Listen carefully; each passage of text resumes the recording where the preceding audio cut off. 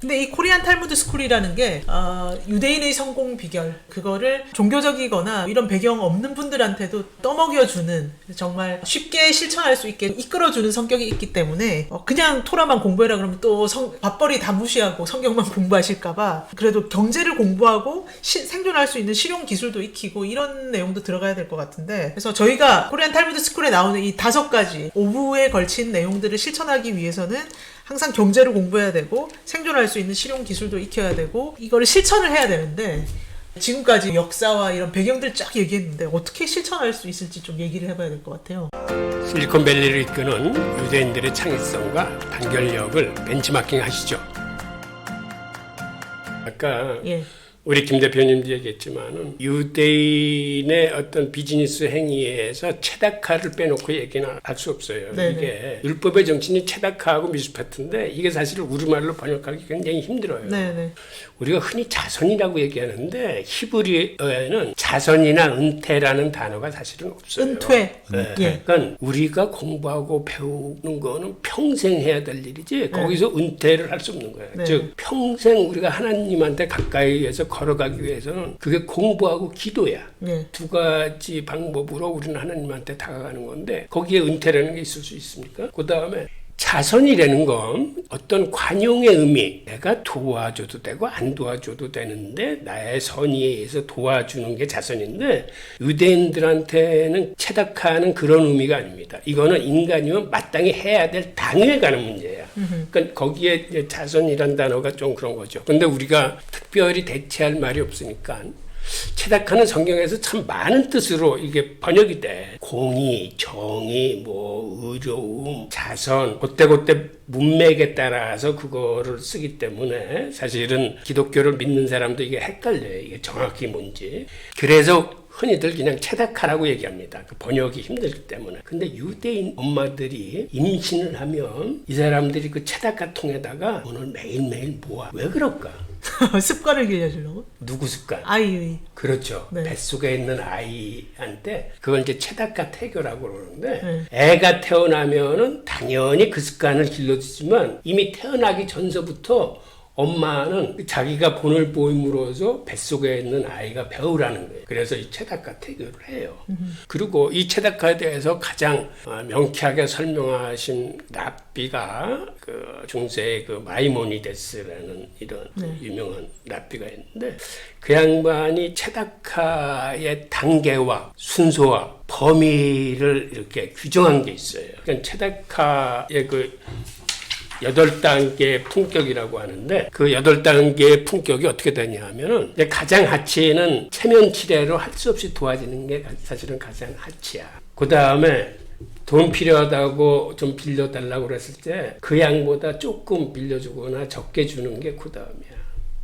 그 다음이 빌려달라고 얘기하기 전에 그 사람의 사정을 보고 이제 미리 빌려주는 거. 근데 그 다음에 누가 도와주는지 모르게 도와주는 거. 이런 식으로 이제 단계가 올라가거든요. 최상의 단계가 뭘 것 같아요? 최상의 단계는 그 사람이 자립할 수 있도록 해주는 게 최고의 단계야. 자립하고 성공할 수 있도록. 그러니까 예를 들어서 돈이 없어서 공부를 못하는 학생들한테 장학금을 대준다거나, 그 사람 아이디어는 있는데 창업을 하려는 사람한테 자본금을 대준다거나 하는 게 바로 이 헤세드 정신의 하나예요. 그러니까 유대인들은 항상 이걸 배우기 때문에 내가 다른 사람을 도와주려면은 최고 단계의 헤세드 정신으로 도와줘야 되겠다. 헤세드 정신이라는 건 그 사람을 물질적으로 지원하는 것뿐만 아니라 모든 정보, 자기가 알고 있는 모든 인맥, 하여튼 헌신적으로 그 사람을 위해서 해야 될 거를 고민 궁리해가지고 다른 사람하고 연대해서 어떻게 하든지 이 사람을 성공시키는 게 헤세드 정신이에요. 네. 그래서 유대인들이 강한 겁니다. 예를 들어서 나스닥에 상장되어 있는 이스라엘 벤처기업의 숫자가 유럽 전체 벤처기업 숫자보다 더 많아. 그거는 그 사람들 창업가들이 똑똑해서라기보다는 미국에서 성공한 유대인 기업가들이 바로 이 헤세드 정신으로 도와주기 때문에 그래요. 이제 그 다음에 그 도와주는 순서도 예를 들어서 굶는 사람이 있다. 그 다음에 토라를 공부하고자 하는 사람이 있는데 돈이 없어서 못한다. 이런 경우에 도와주게 돼 있어요. 그런데 세상에 굶는 사람은 엄청 많잖아. 공부하고 싶은 사람도 많아. 그럼 순서를 어떻게 할 거야? 굶는 사람부터. 아니 물론 굶는 사람, 공부하고 싶은 사람, 결혼하고 싶은데 돈이 없는 사람, 사업을 하고자 하는데 자본금이 없는 사람, 그다음에 병든 사람, 이 사람은 도와줘야 될 대상이야. 네. 그래서 이거는 어떤 의미에서는 단위에 속하는 건데 그렇다고 세상의 모든 사람을 자기 능력으로 다 해줄 수 없잖아. 그래서 최다가의 순서가 있는 거예요. 순서는 예를 들어서 가족들서부터 그 가족도 배우자, 미성년 자식, 부모님, 성년 자식, 이촌, 삼촌, 사촌 이렇게 흘러가는 거예요. 그런 식으로 최대가의 8단계 품격, 그 다음에 도와줘야 될 대상, 도와줘야 될 순서를 마이모니데스가 이렇게 쫙 정리해 놓은 거예요. 예. 유대인들은 사실은 여기에 철저합니다. 그래서 유대인 기업은 이 가족 기업, 동족 기업이 굉장히 많은 이유가 네. 이런 식으로 다른 사람도 도와주기 때문에. 연결되는 게요. 네. 째다가를 하면 돈이 있어야 되잖아요. 네네. 자기가 돈도 없는데 어떻게 자기가 네. 째다가 받으면 안 되잖아요. 네네. 받으면 매우 수치스러운 일이니까. 네. 그래서 째다가를 할 때 반드시 두 가지 조건이 있어요. 네. 한 가지 조건은 반드시 내 돈이어야 돼요. 네네. 물론 어렸을 때 훈련하느라고 부모가 돈 대주는 건 괜찮은데 나중에 이제 성년이 되면 반드시 내 돈으로 해야 돼요. 13세 이상은. 그리고 그 돈은 반드시 정직하게 번 돈이어야 돼. 이 두 가지 조건이야 이게 째다가 할 때 그 돈이 유효한 거지. 그렇지 않고 뭐 훔친 돈이나 이거 안 돼요. 네. 그래서 돈을 벌려면 이제 어떻게 해야 되느냐. 그러니까 사람들이 알고 싶은 건 이거예요. 예. 그래서 유대인 아버지가 자녀들한테 반드시 가르쳐야 될 게 몇 가지 있는데 그 중에 하나가 장사, 거래를 네. 가르치라. 트레이드, 영어로는 네. 트레이드라고 그러는데 장사하는 걸 가르치라고 이 탈무드에 돼 있어요. 네. 그다음에 뭐 수영을 가르쳐라, 토라를 가르쳐라. 그다음에 랜섬. 유대인들은 첫째 아들은 하나님과라고 생각해요. 그러니까 이제 제사장은 랜섬, 그러니까 돈을 내고 그걸 이제 푸는 거죠. 랜섬이 뭐예요? 영어예요 이게? 예, 그 원래는 첫째 아들은 네. 하나님 거라고 돼 있어요. 근데 네. 그걸 풀어줘야 돼. 네. 그래야 내가 기를 수 있어요. 그 풀 때 돈을 내야 되는데 그걸 랜섬, 석재금이라고 해야 되나요? 네. 스펠링이 어떻게 되죠? 처음 듣는 단어. 랜섬, R-A-N-S-O-M. A-M-S-R 랜섬. 오, 이런 단어. 예, 이런 돈을 내야 되는데 네. 아버지는 수영, 랜섬, 그 다음에 토라, 장사, 또 하나는 배우자까지 5가지 정도는 해줘야 돼. 예, 그 중에 하나가 이제 장사 거래인데, 그러니까 이 거래를 가르치지 않으면 아이를 도둑으로 키운다라고 해요. 그러니까 왜 도둑으로 키우냐 이렇게 또 질문하거든 탈무드에. 그럼 보면. 한국에서는 장사 안 가르치니까 다 도둑으로 키우는 건가요? 그러니까 우리는 네. 뭐가 문제냐면 공부만 잘하면 그쵸. 다 해결될 것처럼 이야기하는 게 그게 문제라는 네. 거죠. 근데 옛날에는 뭐 그럴 수 있어요. 공부 잘하면 판검사도 하고 그러는데 물론 지금도 그게 가능하지만 지금은 점점 더 이제 공부만 해갖고는 되지 않을 세상이 앞으로 더 많이 될 건데 지금은 실용적인 교육을 반드시 해야 된다는 것이 우리도 이제 그걸 느끼지만 유대인들이 이미 오래도록 그걸 느꼈어요. 네. 그래서 이 기술 있는 사람과 기술 없는 사람을 자꾸 비교하는데 네. 어떤 거냐면 기술 있는 사람은 유혹을 받지 않는다 이렇게 이야기해요. 그러니까 예를 들면 법정에 증인은 나와요. 근데 이 사람이 기술이 있는 사람이냐, 그러니까 생계가 충분히 유지할 수 있는 사람이냐, 아니면 충분히 돈을 벌 수 없는 사람이냐에 따라서 증인의 그 증언을 믿느냐 안 믿느냐 결정된다 그래요. 그러니까 그 사람이 충분히 돈 벌 그런 기술을 갖고 있다 그러면 다른 사람이 뇌물 준다고 해도 안 받죠. 안 받을 확률이 높죠. 근데 가난해, 무직이야, 생계 유지 수단도 없어. 그러면 다른 사람이 뇌물을 준다 그러면 덥석 받을 확률이 높잖아요. 네.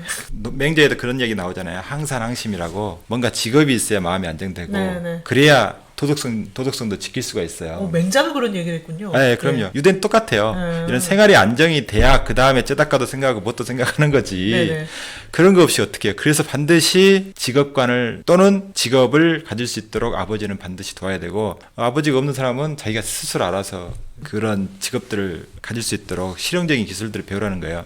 아무리 학자, 뭐 아무리 뛰어난 랍비 들라 하더라도 이런 생계 수단을 위한 직업들을 꼭 가졌단 말이죠. 뭐 신약에서는 예수님도 목수였고 바울은 그러니까 텐트 만든 사람이었고 그다음에 어떤 랍비는 가죽 뺏기는 사람이었고 어떤 사람은 집 짓는 사람이었고 뭐 하여튼 수없이 많은 직업을 갖게 합니다. 그러니까 제가 알고 있는 랍비 중에는 치과 의사도 있고 또 어떤 사람은 교사, 또 어떤 사람은 이제 코셔 랍비예요. 네. 코셔를 인증해주고 1년마다 피를 받거든요. 네.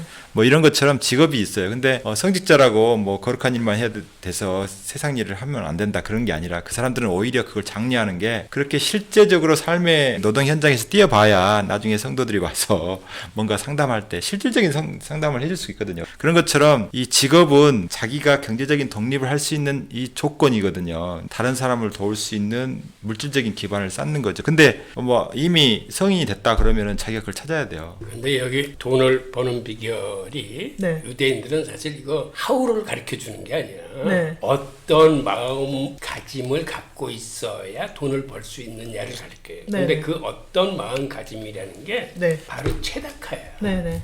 그래서 유대인들의 비즈니스 관련된 거는 그 체다카의 마음가짐을 가르치는 거거든. 그러니까 설사 굉장히 비참한 처지에 나락에 떨어진 사람이라도 체다카를 할 수 있다라고 가르쳐요. 그러니까 남을 도울 수 있는 일은 설사 내가 돈이 없고 내가 지금 어떤 비참한 상황에 처해 있어도 그런 상황에서조차 체다카를 할 수 있다. 즉 체다카를 할 수 있다는 건 남을 도와주는 건데 남을 도와줌으로써 그 사람의 니즈를 채워줌으로써 돈은 벌리는 거예요. 그러니까 돈을 버는 방법, 하우를 찾아가는 게 아니라 근본적인 마음가짐을 쫓아갔을 적에 돈은 자연히 따라오는 거지. 그러니까 돈을 막 쫓아가는 게 아니라 체다카의 정신을 충실히 쫓아가다 보면은 그게 돈으로 환산돼서 온다는 이걸 가르치는 거예요.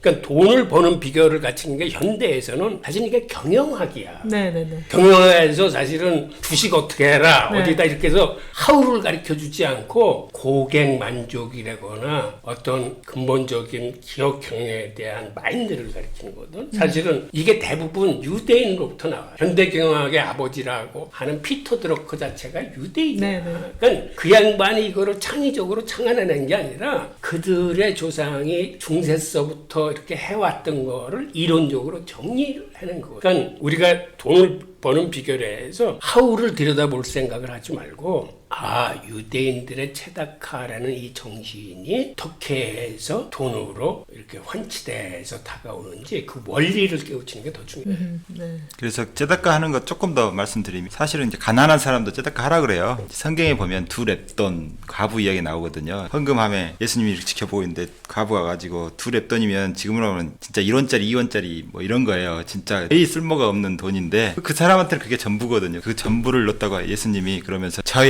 여자 이야기는 만세 대대로 전해질 것이다. 그게 뭐냐면 가난한 사람이라도 다시 일어서려면 뭐가 중요하냐면 자존감 때문에 가난한 사람이라도 내가 다른 사람을 기부할 마음이 있으면 이거 부자의 마음이거든요. 부자의 마음을 갖게 되면 그 순간부터 이제 가난한 사람 아니에요. 부자도 마찬가지예요. 부자지만 거지의 마음을 갖고 있는 사람도 있다고. 인색해가지고 가난한 사람 막 등쳐먹고 하는 사람도 있거든요. 그런 사람들 정말 가난한 사람들, 마음이 가난한 사람인 거죠.